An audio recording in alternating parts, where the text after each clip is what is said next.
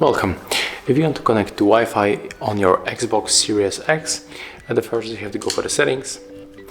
Next, when we are here in the settings, in the general, we have to move for the network settings and then tap to set up wireless network and click X to refresh. Right now we are able to choose Wi-Fi connection. For example, we can connect to this one and then simply input the password.